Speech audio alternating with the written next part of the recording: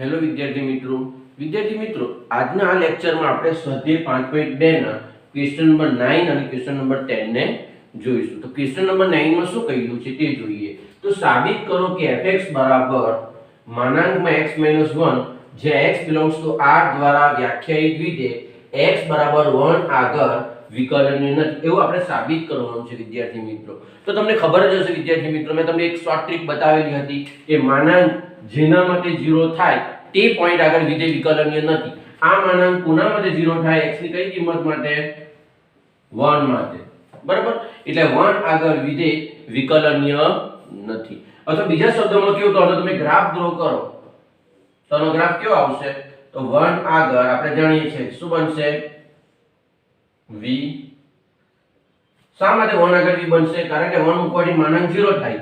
જે પોઈન્ટ આગળ માનાંક 0 થાય તે પોઈન્ટ આગળ v બને. અને v બને એનો મતલબ કયો ગ્રાફ બન્યો? શાર્પ કોર્નર, અણીદાર ગ્રાફ બન્યો. કયા પોઈન્ટ આગળ અણીદાર ગ્રાફ બન્યો? 1 આગળ. તો આપણે એ રીતે પણ કહી શકીએ કે આ જે વિધેય છે તે 1 આગળ વિકલનીય નથી. બરાબર, પરંતુ આ તો MCQ માં તમને કામ લાગે. આપણે તો અહીં સાબિત કરવાનું છે. બરાબર, કોની મદદથી સાબિત કરવાનું છે વિદ્યાર્થી મિત્રો? તો આપણે આ જે ડેફિનેશન છે એની મદદથી સાબિત કરવાનું છે. શું છે ડેફિનેશન? આપણે જાણીએ છીએ કે જો f' નું અસ્તિત્વ હોય તો f એ x બરાબર c આગળ વિકલનીય થાય. એટલે કે x બરાબર 1 માટે f' નું અસ્તિત્વ હોય તો f એ x બરાબર 1 આગળ વિકલનીય થાય. બરાબર, જ્યાં f' શું થશે? તો limit x tends to c fx fc છેદમાં x c. તો આ ડેફિનેશન ની મદદથી આપણે આ પ્રૂફ કરવાનું છે વિદ્યાર્થી મિત્રો. બરાબર, ગ્રાફની મદદથી તો આપણને ખબર જ છે, એની શોર્ટ ટ્રીક પણ આપણને ખબર છે, પરંતુ ડેફિનેશન ની મદદથી કઈ રીતે સાબિત થાય તે આપણે જોઈશું. હવે માનાંક વિધેયની વ્યાખ્યા આપણે જાણીએ જ છે. શું આવે માનાંક વિધેયની વ્યાખ્યા? તો fx બરાબર માનાંકમાં x હોય તો અહીં x આવે, પરંતુ ક્યારે આવે? જો x ધન હોય તો બેઠો પોતે જ આવવાનો છે.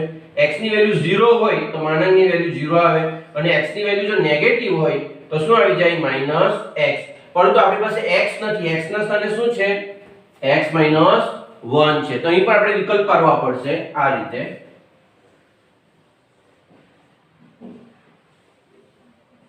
આપણી પાસે આ રીતે 1 છે. બરાબર, તો શું થશે? x જો 1 કરતા નાનો હોય તો શું થાય તે આપણે જોઈએ. તો જો અહીં આપણે લખીએ કે જો x એ <1 હોય તો x - 1 શું થાય? <0. અને x - 1 જો <0 હોય તો x - 1 બરાબર એના માનાંક બરાબર શું થાય? -x - 1. હવે તો દરેકને ખબર જ છે વ્યાખ્યા પરથી, <0 હોય તો માનાંક હોય તેની આગળ શું આવી જાય? માઈનસ. એટલે માનાંકમાં જે પદ છે તેની આગળ માઈનસ આવી જાય. આનું સાદું તમે આપો તો તમારી પાસે -x + 1 આવશે, એટલે કે 1 - x આવશે. તે જ રીતે જો x greater than 1 હોય, બરાબર, એટલે તમારો x જો આ સાઈડ હોય, બરાબર, તો x greater than 1 હોય તો શું થશે? x - 1 greater than 0. અને x - 1 જો greater than 0 હોય, બરાબર, તો ધન સંખ્યા હોય તો માનાંક સેમ.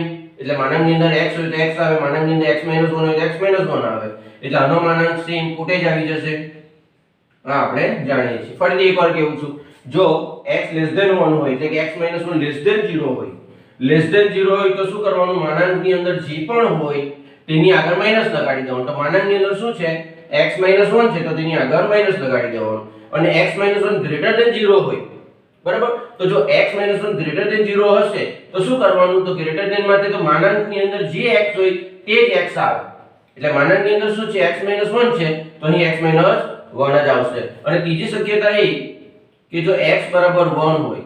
હવે x બરાબર 1 હોય તો શું થશે? માનાંકમાં x - 1 બરાબર માનાંકમાં 1 - 1 બરાબર 0. તો આ રીતે માનાંકમાં x - 1 ને આપણે વ્યાખ્યાયિત કરી શકીએ. બરાબર, તો સૌપ્રથમ આપણે માનાંકને વ્યાખ્યાયિત કરી દઈએ.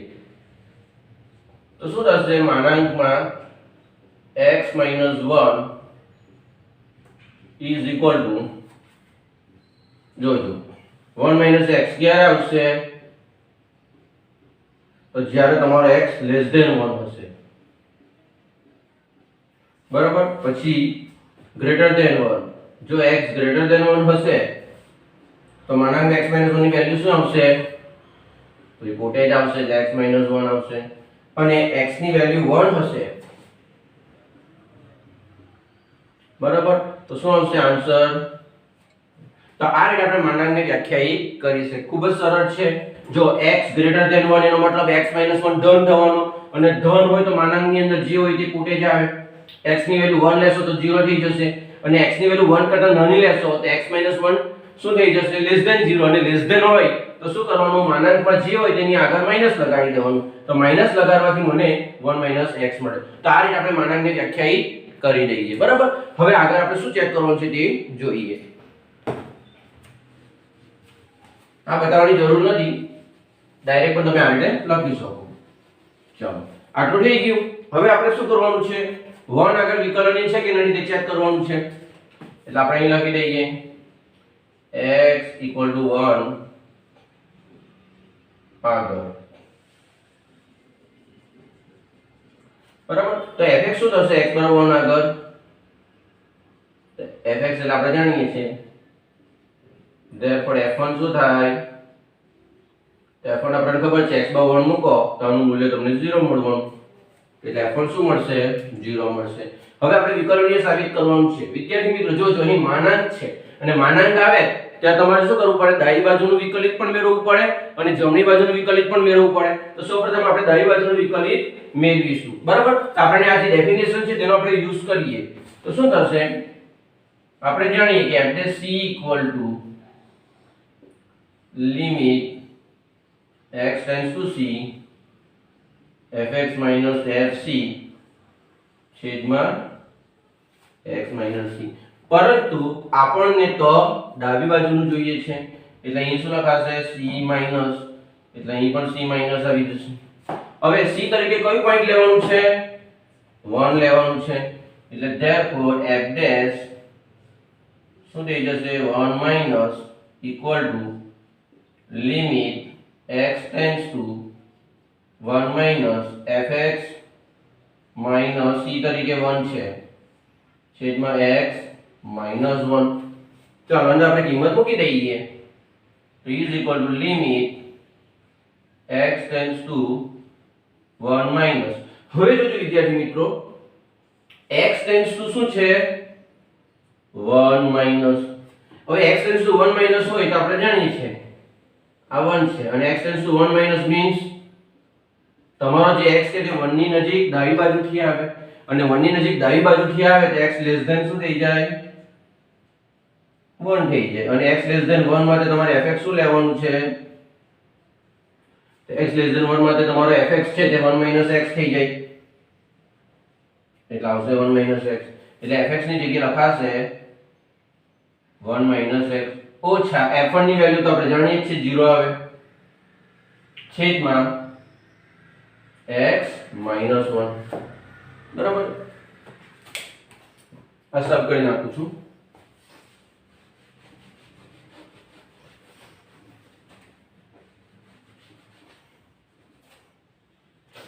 ચાલો હવે આગળ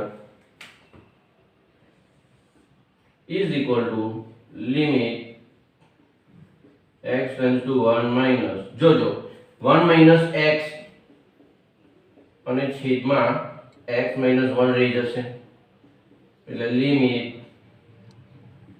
x → 1 માઈનસ, અમારી માઈનસ સામાન્ય x - 1 ના છેદમાં x - 1 બરાબર. બંને કેન્સલ થઈ જશે એટલે રહી જશે -1 અને -1 નું લક્ષ -1 આવે એટલે ડાબી બાજુનું લક્ષ શું આવી ગયું? તો ડાબી બાજુનું લક્ષ આવશે -1. હવે આપણે જમણી બાજુનું લક્ષ ચેક કરીએ. આ સાફ કરી નાખું છું. ચાલો હવે આપણે જમણી બાજુનું ચેક કરીએ. તો જમણી બાજુ માટે શું થશે? f' c માઈનસ ની જગ્યાએ c પ્લસ લેવાનું. તમે ડાયરેક્ટ લખો તો પણ ચાલે. Limit x → c plus fx minus fc x minus c બરાબર. પરંતુ આપણે તો 1 આગળ ચેક કરવાનું છે એટલે f' 1 પ્લસ. તમે ડાયરેક્ટ પણ આ સ્ટેપ લખી શકો, આ ન લખો તો પણ ચાલે, આ સમજાવવા માટે. તો limit x tends to 1 plus fx બરાબર. જોજો હવે શું થશે તે, તો x ટેન્ડ્સ ટુ 1 પ્લસ છે અને x ટેન્ડ્સ ટુ 1 પ્લસ હોય તો x 1 ની નજીક જમણી બાજુથી આવે એટલે x 1 ની નજીક જમણી બાજુથી આવશે એટલે x ગ્રેટર ધેન 1 અને x ગ્રેટર ધેન 1 હોય તો તમારો fx શું થાય, x 1 થઈ જાય એટલે તમારો fx થઈ જવાનું x 1 એટલે અહીંયા fx ની જગ્યાએ લખાશે x 1 fc બરાબર. c તરીકે આપણી પાસે આપણે એક સ્ટેપ લખીએ પહેલા, x તરીકે 1 છે ને માઈનસ સોરી અહીં x જ આવશે અને c તરીકે 1 છે છેદમાં x minus c is equal to limit x tends to 1 plus ચાલો fx શું થશે, આ રીઝન તમારે નીચે આપવું પડશે તો fx શું થવાનું x 1 અને f1 આપણે જાણીએ છીએ 0 છેદમાં x 1. હવે x 1 અને x 1 કેન્સલ થઈ જશે એટલે રહી જશે 1 અને 1 નું લક્ષ 1. તો તમે જોઈ શકો છો ડાબી બાજુનું લક્ષ શું આવ્યું,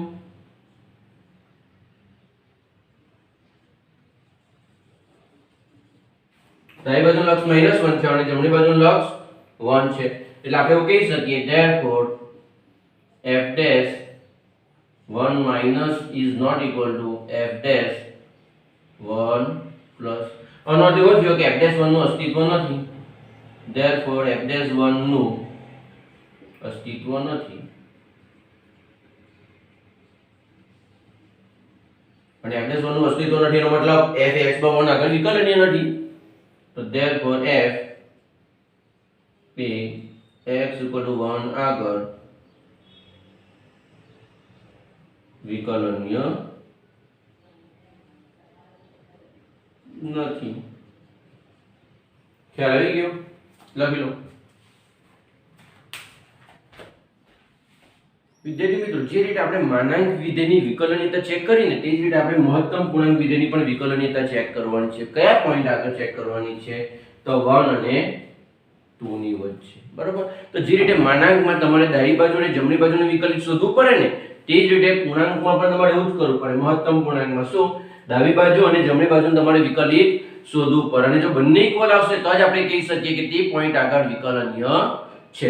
હવે આપણે મહત્તમ પૂર્ણાંકની વ્યાખ્યા જોઈ જ ગયા છે, ફરીથી એકવાર રિવિઝન કરી લઈએ બરાબર. તો મહત્તમ પૂર્ણાંક એટલે શું, તો x જો મહત્તમ પૂર્ણાંક હોય બરાબર અને x ની વેલ્યુ પૂર્ણાંક હોય વિદ્યાર્થી મિત્રો તો એનો આન્સર પૂર્ણાંક આવે, આપણે જાણીએ છીએ, મેં તમને બતાવ્યું પણ છે. અને x ની વેલ્યુ અપૂર્ણાંક હોય તો બી એનો આન્સર પૂર્ણાંક આવે, પણ કયો, તો અપૂર્ણાંકની ડાબી બાજુનો પૂર્ણાંક. ઉદાહરણ દ્વારા તમને મેં સમજાવ્યું છે એટલે ફટાફટ જરા જોઈ લઈએ બરાબર. મારો આગલા લેક્ચર જોજો એટલે તમને ખ્યાલ આવી જશે. હવે માની લો કે તમારો x એ n અને n+1 ની વચ્ચે છે તો x એ n અને n+1 ની વચ્ચે હોય ને તો એનો જે મહત્તમ પૂર્ણાંક શું આવે, તો ડાબી બાજુનો પૂર્ણાંક આવે. મેં ઇક્વલ ટુ એટલા માટે લખ્યું કે x ની વેલ્યુ તમે n લેશો તો પણ એનો આન્સર n જ આવવાનો છે એટલે આ વિકલ્પને પણ જોઈન કરી દીધો બરાબર. તમે ફક્ત આટલું લખો તો બી એનો આન્સર n આવશે અને તમે x ની જગ્યાએ n લઈ લેવો આમાં તો પણ એનો આન્સર n જ આવવાનો છે, કારણ કે પૂર્ણાંકનો મહત્તમ પૂર્ણાંક તો પૂર્ણાંક જ આવે એટલા માટે બરાબર. દાખલા તરીકે માની લો કે x ની વેલ્યુ 3 અને 4 ની વચ્ચે છે અને x ની વેલ્યુ 3 પણ છે. જો x ની વેલ્યુ 3 હશે તો 3 પૂર્ણાંક છે એટલે એનો આન્સર 3 આવવાનો અને x ની વેલ્યુ 3 અને 4 ની વચ્ચે હશે તો એ અપૂર્ણાંક હશે અને અપૂર્ણાંક હોય તો તેનો મહત્તમ પૂર્ણાંક શું આવે, એ પૂર્ણાંક જ આવે. પણ કયો પૂર્ણાંક આવશે, તો અપૂર્ણાંકની ડાબી બાજુનો પૂર્ણાંક. એટલે x જો અપૂર્ણાંક હોય તો તેની ડાબી બાજુનો પૂર્ણાંક શું છે, 3. તો આ છે મહત્તમ પૂર્ણાંકની ડેફિનેશન. આગલા એક્ઝામ્પલમાં પણ આપણે જોઈ જ ગયા છે, તે લેક્ચર ફરીથી જોજો તો તમને વધારે ખ્યાલ આવશે બરાબર. તો આ મહત્તમ પૂર્ણાંકની ડેફિનેશન છે, એનો યુઝ આપણે કરીશું. હવે કયા પોઈન્ટ આગળ ચેક કરવાનું છે, 1 અને 2 આગળ. કયા ઇન્ટરવલમાં, તો 0 થી 3 માં. એટલે આ રીતે આપણે ચેક કરવાનું છે બરાબર. આ છે 1, આ છે 2. આ બે પોઈન્ટ આગળ ચેક કરવાનું છે આપણે વિદ્યાર્થી મિત્રો બરાબર. અહીંયા છે 0 અને અહીંયા છે 3 બરાબર. 0 અને 3 ઓપન ઇન્ટરવલ છે એટલે આવશે નહીં, આ પણ આવશે. તો આ બે પોઈન્ટ આગળ આપણે ચેક કરવાનું છે બરાબર. તો સૌપ્રથમ આપણે ક્યાં ચેક કરીએ, 1 આગળ ચેક કરીએ. તો જોજો x બરાબર 1 આગળ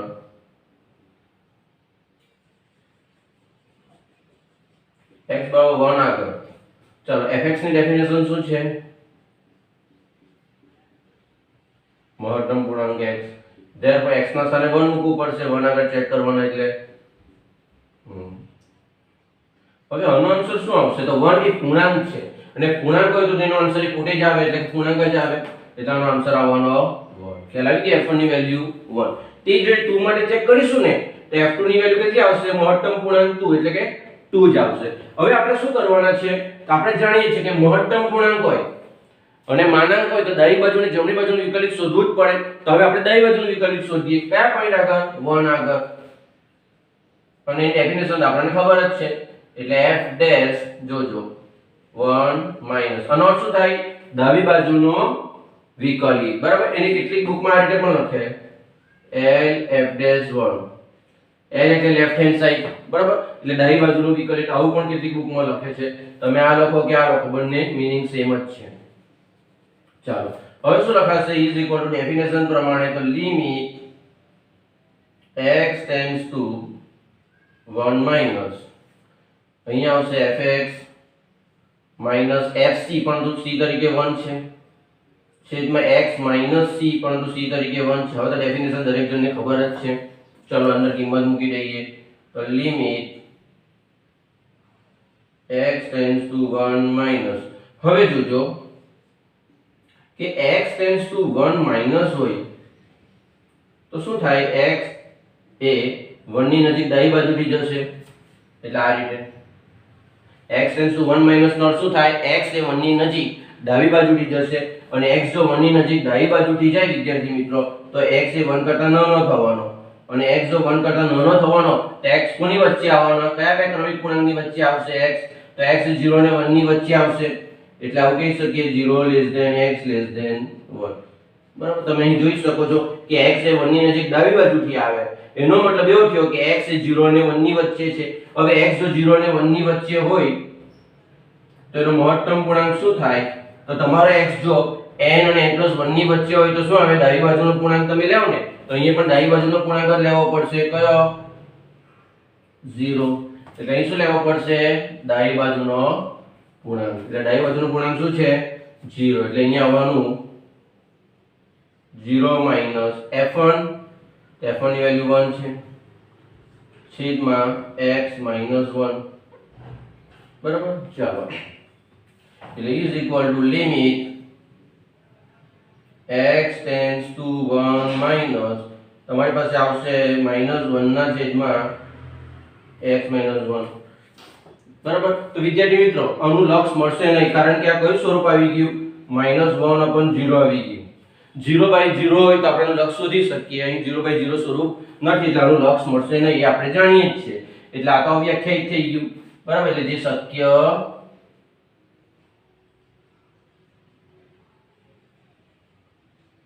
હવે વિદ્યાર્થી મિત્રો જે સાતત્યતામાં શું હતું ડાબી બાજુનું આપણને ડાબી બાજુથી સતત ન હોય બરાબર તો આપણે એવું કહેતા ને કે એ પોઈન્ટ આગળ સતત નથી તે રીતે શું થયું ડાબી બાજુનું વિકલિત મળશે નહીં 1 આગળ તો ડાબી બાજુનું વિકલિત ન મળે તો જમણી બાજુ શોધીને શું ફાયદો થવાનો મળે કે ન મળે ફાઇનલી તો બંને ઇક્વલ થવાના જ નથી કારણ કે આ મળતું નથી હવે પેલું મળે તો પણ આપણને કોઈ ફાયદો થવાનો નથી એટલે આપણે ફાઇનલી એવું કહી શકીએ therefore f dash 1 માઈનસ નું અસ્તિત્વ નથી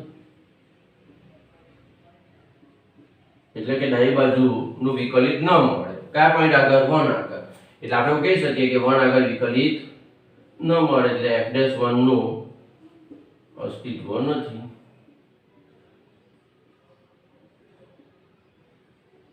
બરાબર સાતત્ય ચેક કરવાના દાખલામાં આપણે ડાબી બાજુનું લક્ષ શોધતા અને ડાબી બાજુનું લક્ષ માનો કે ન મળે તો આપણે જમણી બાજુનું લક્ષ શોધતા ના કારણ કે જમણી બાજુનું લક્ષ મળી પણ જાય તો કોઈ ફાયદો થવાનો નથી કારણ કે 3 3 ઇક્વલ તો થવાના જ નથી સેમ હિયર એ ડાબી બાજુનું વિકલિત ન મળે જમણી બાજુનું મળે કે ન મળે ફાઇનલી તો બંને ઇક્વલ થવાના જ નથી એટલે જમણી બાજુ શોધવાનો કોઈ મીનિંગ નથી એટલે f' 1 માઈનસ નું અસ્તિત્વ નથી એનો મતલબ f' 1 નું પણ અસ્તિત્વ હશે જ નહીં બરાબર એટલે આપણે કહી શકીએ therefore f is x equal to 1 આગળ વિકલનીય નથી, બરાબર, કારણ કે આ શું થઈ ગયું, -1/0 સ્વરૂપ આવી ગયું, બરાબર ને, અને -1/0 એટલે અવ્યાખ્યાયિત થઈ ગયું, બરાબર, એટલે આનો આન્સર મળે નહીં, અને આન્સર ન મળે એનો મતલબ f'1 નું અસ્તિત્વ નથી, અને f'1 નું અસ્તિત્વ નથી એટલે f'1 નું પણ અસ્તિત્વ નથી, therefore f એ x બરાબર 1 આગળ વિકલનીય નથી, બરાબર, કારણ કે આના બરાબર તમે ચેક કરો તો ફાઇનલી આવ આવી જાય ને -1/0, જે શક્ય નથી. ઓકે, હવે આપણે 2 આગળ ચેક કરીએ. ચાલો x 2 આગળ ચેક કરીએ. તો x 2 આગળ, ચાલો આને આપણે સાફ કરી નાખીએ. x 2 આગળ આની જગ્યાએ 2 મૂકી દઈએ. હવે જો આપણે 2 મૂકીશું તો મહત્તમ પૂર્ણાંક 2, અને પૂર્ણાંક હોય તો તેનો મહત્તમ પૂર્ણાંક એ પોતે જ આવે, એટલે અહીં શું આવવાનું, 2 આવી જશે. ચાલો તો થઈ ગયું.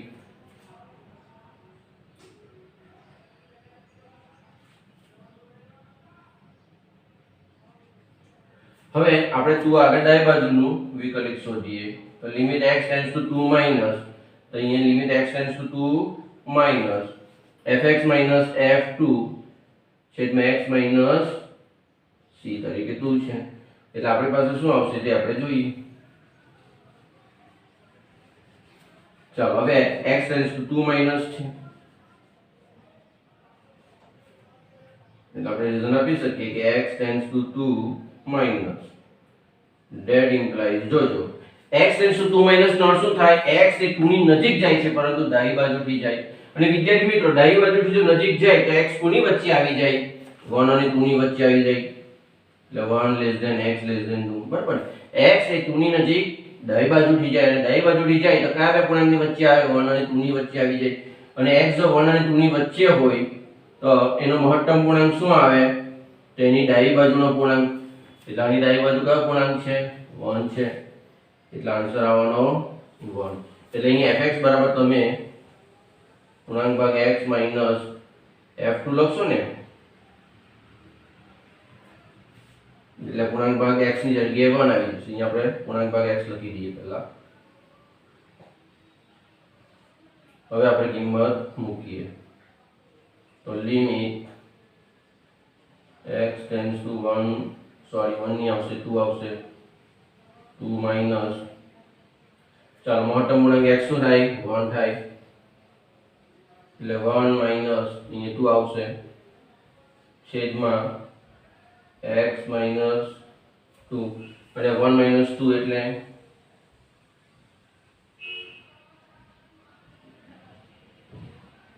-1 ના છેદમાં x માઈનસ 2. અહીં x ની જગ્યાએ તમે 2 મૂકો તો તમને આવું કંઈક સ્વરૂપ મળે, -1/0, જે શક્ય નથી. એટલે અહીં પણ એ જ પરિસ્થિતિ, સો 2 આગળ વિકલનીય નથી ડાબી બાજુથી, એટલે f'2 માઈનસ નું અસ્તિત્વ નથી, અને ડાબી બાજુનું વિકલિત ન મળે તો જમણી બાજુનું મળે કે ન મળે કોઈ ફરક ન પડે, ફાઇનલી તે f'2 નું અસ્તિત્વ નથી, અને f'2 નું અસ્તિત્વ નથી મીનિંગ f(x)2 આગળ વિકલનીય નથી. તો વિદ્યાર્થી મિત્રો મહત્તમ પૂર્ણાંકની ડેફિનેશન પરથી તમે આ રીતે ચેક કરી શકો એ વિકલનીય છે કે નથી. જો કદાચ તમે જમણી બાજુનું ચેક કરો તો તમને મળી પણ જાય, જો જમણી બાજુનું મળે ને તો પછી તમારે ડાબી બાજુનું ચેક કરવું પડે, બરાબર. જમણી બાજુનું ચેક કરવું પણ એટલું બધું મુશ્કેલ નથી. જમણી બાજુનું ધારો કે 2+ ચેક કરવું હોય, બરાબર. આપણો એક્ઝામ્પલ અહીં કમ્પ્લીટ થઈ ગયો છે. હવે તમને વધારેનું કહેવું છું કે માની લો કે અહીં 2+ હોય, કોઈને એવું થાય કે મારે પહેલા જમણી બાજુથી ચેક કરવું છે, બરાબર ને, તો જમણી બાજુથી ચેક કરશો તો શું થશે એ તમને હું કહેવું છું. અહીં 2+ થઈ જશે, અને 2+ થઈ જશે એટલે x ટેન્ડ્સ ટુ 2+, એટલે x એ 2 ની નજીક જમણી બાજુથી જશે. હવે x 2 ની નજીક જમણી બાજુથી જશે તો x કોની વચ્ચે આવી જશે, 2 અને 3 ની વચ્ચે આવી જશે, એટલે આનો આન્સર આવી જશે 2, બરાબર. એટલે અહીં તમારી પાસે આવી જશે 2 - 2, એટલે કે 0 થઈ ગયું, બરાબર. એટલે જો તમે જમણી બાજુનું ચેક કરશો તો તમને 0 મળશે, અને જમણી બાજુનું જો મળે તો પછી તમારે ડાબી બાજુનું ચેક કરવું જ પડશે, બરાબર. એટલે તમારા પર ડિપેન્ડ છે. જો તમે પહેલા જમણી બાજુનું શોધી કાઢ્યું તો પછી તમારે ડાબી બાજુનું ચેક કરવું પડશે, અને જો તમે પહેલા ડાબી બાજુનું ચેક કર્યું તો તમારે જમણી બાજુ શોધવાની જરૂર પડશે નહીં. કેટલાક વિદ્યાર્થીઓ દાખલા ગોખી કાઢે તેને યાદ રાખે કે ડાબી બાજુનું મળતું નથી એટલે એ પહેલા શોધી કાઢીએ એમ કરીને, બરાબર. આપણે જે શોધીએ તે મોટે ભાગના દાખલામાં આપણે પહેલા ડાબી બાજુનું શોધતા છે અને પછી જમણી બાજુનું શોધતા છે, બરાબર. ડાબી બાજુનું ન મળ્યું હોય તો જમણી બાજુ શોધવાનો કોઈ મીનિંગ નથી. ખ્યાલ આવી ગયો ને? લખી લો. વિદ્યાર્થી મિત્રો, કોઈ પણ વિધેય વિકલનીય છે કે નહીં તે ડેફિનેશનની મદદથી કેવી રીતે ચેક કરી શકાય તે આપણે જોઈ ગયા છે, બરાબર. હવે પછી વિદ્યાર્થી મિત્રો તમને જે એક્ઝામ્પલ આપવામાં આવશે ને તેમાં તમને એવું કહેવામાં આવશે કે આપેલ વિધેયનું વિકલિત શોધો. ત્યાં તમારે ડેફિનેશનનો યુઝ કરવાની કોઈ જરૂર નથી. ડેફિનેશનનો યુઝ અહીં ફિનિશ થઈ જાય છે. હવે પછી તમને જે એક્ઝામ્પલ આપવામાં આવશે તેમાં તમને એવું કહેવામાં આવશે કે આપેલ વિધેયનું વિકલિત શોધો. ત્યારે તમારે શું કરવાનું? ડેફિનેશનનો યુઝ કરવાનો નહીં, પરંતુ એના માટે જે ફોર્મ્યુલા છે એ ફોર્મ્યુલાનો યુઝ કરવાનો. એના માટે આપણને ધોરણ 11 માં કેટલીક ફોર્મ્યુલા જોઈ ગયા હતા, તેની જરૂર પડશે. તો સૌપ્રથમ એ ફોર્મ્યુલાઓ કઈ છે અને તે આપણે જોઈ લઈએ, બરાબર. તો તમારે સૌપ્રથમ શું જાણવાનું છે, શું સમજવાનું છે, શું યાદ રાખવાનું છે તે આપણે જોઈએ. તો વિદ્યાર્થી મિત્રો, d/dx નો અર્થ શું થાય તે તમને ખબર હોવું જોઈએ. તો d/dx એક ઓપરેટર છે. શું છે? ઓપરેટર છે. એનો મીનિંગ એવો થાય કે x ને સાપેક્ષ વિકલન કરતા. એટલે જ્યારે તમે d/dx ઓપરેટ કરો ત્યારે એનો મીનિંગ એવો થશે કે આપણે x ની સાપેક્ષ વિકલન કરીએ છીએ. ખ્યાલ આવી ગયો? ત્યારબાદ વિદ્યાર્થી મિત્રો, y નું વિકલિત છે ને, એ મેં શોર્ટમાં એવા માટે લખ્યું છે, તમે સમજી જજો કે y નું વિકલિત હોય ને તેને શું કહેવાય? dy/dx, બરાબર. એને તમે y' લખો તો પણ ચાલે, એને તમે y1 કહો તો પણ ચાલે, બરાબર. એટલે y નું વિકલિત એટલે dy/dx અથવા y' અથવા y1, જે તમારે લખવું હોય તે તમે લખી શકો, મીનિંગ સેમ થશે. તે રીતે માનો કે fx હોય તો બરાબર, fx નું જે વિકલન છે તે શું થાય? d/dx of fx, બરાબર. એને આપણે કઈ રીતે લખીશું? f'(x). એટલે fx નું જે વિકલિત છે તે શું થશે? f'(x) થશે. ખ્યાલ આવ્યો? તમે fx નું વિકલન કરશો એટલે d/dx of fx લખશો અને d/dx of fx એટલે શું? f'(x). તો આ જે f'(x) છે તે શું થાય? fx નું વિકલિત થાય. તો આટલો જે મીનિંગ છે તે તમને ખબર હોવું ખૂબ જરૂરી છે. આમાં ભૂલ પડવી જોઈએ નહીં. હવે આપણે ધોરણ 11 માં જે ફોર્મ્યુલાઓ જોઈ ગયા હતા તે ફરીથી એકવાર જોઈ લઈએ. તો નંબર 1 પર છે d/dx of x⁻n અને એની ફોર્મ્યુલા શું આવે વિદ્યાર્થી મિત્રો? તો x ની કોઈ પણ ઘાત તમને આપી હોય તો તે ઘાતને પહેલા લખી દેવાનું અને એ x ની એક ઘાત તમારે ઓછી કરી નાખવાની. દાખલા તરીકે x નો ઘન હોય તો 3x², x ની 10 ઘાત હોય તો 10 * x ની 9 ઘાત, બરાબર. હવે વિદ્યાર્થી મિત્રો, આ જે મેં ત્રણ ફોર્મ્યુલા લખી છે ને એ આના પરથી જ મેળવવામાં આવે, પરંતુ શું થાય કેટલીક વાર એમાં કિંમત મૂકવા જઈએ તો આપણો ટાઈમ બગડે. એટલે આ ફોર્મ્યુલા જો તમે યાદ રાખશો તો તમારો સમય બચશે, બરાબર. શું? હવે તમે n ની જગ્યાએ 1 મૂકશો તો d/dx of dx થઈ જશે, એનો આન્સર આવશે 1. તમે n ની જગ્યાએ -1 મૂકશો તો x ની -1 ઘાત એટલે 1/x આવશે અને 1/x પછી તમારે એ પણ n ની કિંમત મૂકવી પડે. કિંમત ન મૂકવી હોય તો યાદ રાખી દેવાનું કે 1/x નું વિકલન શું થાય? -1/x² થાય. તે જ રીતે n બરાબર માનો કે તમે 1/2 મૂકો તો x ની 1/2 ઘાત એટલે વર્ગમૂળમાં x થઈ જાય અને વર્ગમૂળમાં x નું જો તમે વિકલન કરો તો તમને શું મળે? એનું વિકલિત 1/2√x. ખ્યાલ આવી ગયો? એટલે આના પરથી જ મેળવેલી ફોર્મ્યુલા છે. n બરાબર 1 લેવો તો તમને આન્સર આ મળશે. આની અંદર તમે આ ફોર્મ્યુલામાં n બરાબર -1 લેશો તો તમને આન્સર -1/x² મળશે અને n બરાબર 1/2 લેશો તો આન્સર તમારો 1/2√x આવશે. ખ્યાલ આવી ગયો? પછી અચળ, તો અચળનું વિકલિત શું થાય? બરાબર. તો અચળનું જો તમે વિકલિત શોધો તો એ 0 થાય. તે જ રીતે ax + b નું શું થશે? તો તમે ax + b નું વિકલન કરો તો તમને વિકલિત શું મળે? તો x નો જે સહગુણક હોય તે જ મળે. દાખલા તરીકે 2x + 3 છે અને તમે એનું વિકલન કરો તો તમને વિકલિત શું મળશે? 2 મળશે. પછી sin નું તો ખબર જ છે, cos નું -sin, tan નું sec²x, cosec નું -cosec * cos, cot નું -cosec²x, sec નું sec * tan, બરાબર. તો આ ત્રિકોણમિતિય જે 6 ફોર્મ્યુલાઓ છે ત્રિકોણમિતિય વિધેયની તેની જે ફોર્મ્યુલા આ પ્રમાણે આવશે. હવે તમે યાદ રાખી શકો, કેટલી વાર મિસ્ટેક થાય તો c આવે ને વિદ્યાર્થી મિત્રો તે માઈનસ આવે. જુઓ અહીંયા પણ c છે તો માઈનસ આવે, અહીં પણ c હોય તો માઈનસ આવે. આ યાદ રાખવાની ટ્રીક છે, બરાબર. ચલો પછી e⁻x નું વિકલન કરો તો શું આવે આન્સર? e⁻x જ આવે. અને e⁻x નું તમે વિકલન કરો તો e⁻x log a base e. દાખલા કે 2x નું તમે કરો તો આન્સર શું આવશે? 2x log 2 base e. બરાબર. ચાલો ત્યારબાદ log માનાંકમાં x આપણે જાણીએ કે log ની અંદર જે પણ હોય તે નેગેટિવ ન આવે અને 0 પણ ન આવે. બરાબર. એટલા માટે મેં માનાંક લખી દીધું છે x is not equal to 0 એટલે નેગેટિવ તો આવશે જ નહીં. તો log માનાંકમાં x નું શું થાય? વિકલિત 1/x. એટલે log માનાંકમાં x નું તમે વિકલન કરશો તો એનું વિકલિત તમને શું મળશે? 1/x. બરાબર. ત્યારબાદ આ ત્રણ ફોર્મ્યુલા છે જેનો આપણે યુઝ કરતા. શું? પહેલા સરવાળાનો નિયમ. બરાબર. એટલે બે વિધેયનો સરવાળાનો વિકલિત કરો તો શું થાય? બંનેના વિકલિતનો સરવાળો થઈ જાય. ગુણાકારનો નિયમ પણ આપણે જાણીએ છીએ. શું? પહેલું વિધેય અચળ બીજાનું વિકલન કરવાનું વત્તા બીજું અચળ પહેલાનું વિકલન કરવાનું. ભાગાકારનો નિયમ પણ આપણે જાણીએ છીએ. છેદ અચળ અંશનું તમારે વિકલન કરવાનું માઈનસ અંશ એટલે કે fx અચળ છેદનું વિકલન કરવાનું અને આખાના છેદમાં જે હોય તેનો તમારે સ્ક્વેર કરી નાખવાનો. તો આટલી ફોર્મ્યુલા ધોરણ 11 માં તમે શીખીને આવ્યા જ છો. બરાબર. નેક્સ્ટ ટાઈમ આપણે જ્યારે એક્ઝામ્પલ ગણીશું ત્યારે આ દરેક ફોર્મ્યુલાની આપણને જરૂર પડવાની છે. બરાબર. એના વગર આપણું કામ આગળ વધશે નહીં. એટલે જ્યારે તમે નેક્સ્ટ ટાઈમ આવો ત્યારે આ બધી ફોર્મ્યુલાઓ મોડે કરીને આવજો. બરાબર. તો દાખલા ગણવામાં આપણને મજા આવશે. ખ્યાલ આવી ગયો ને? લખી લો.